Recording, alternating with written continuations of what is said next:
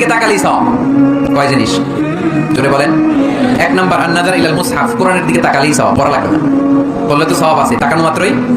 দুই নাম্বার আন-নাযার ইলা ওয়াজহিল ওয়ালিদাইন, মা বাবার চেহারা, মা বাবার খেদমত করলে তো সওয়াব আছেই, টাকা দিলে তো সওয়াব আছেই, কিন্তু মা বাবার চেহারার নজরের দিকে যদি রহমতের নজরে একবার তাকান, একটা কবুল হজ করলে যেই সওয়াব, ওই সওয়াব আমল নামাই দিবে কে? তিনবার বললেন আল্লাহ রাসূল এই মায়ের কথা। কয়বার? আল্লাহর হাবিব বললেন মা মা মা, তারপরে মা কয়বার? বাবা কয়বার? তার মানে ইসলাম মাকে দিয়েছে স্বর্ণ পদক, ইসলাম মাকে দিয়েছে রৌপ্য পদক, ইসলাম মাকে দিয়েছে ব্রোঞ্জ পদক, বাবাকে দিয়েছে সান্ত্বনা পুরস্কার, ঠিক না? তিনবার যদি মা হয়, একবার যদি বাবা হয়, তাহলে স্বর্ণ পদক কে?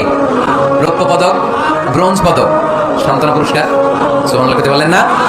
ওই মায়ের চেহারার দিকে যদি রহমতের নজরে একবার তাকান, কবুল হজের সওয়াব আছে না নাই?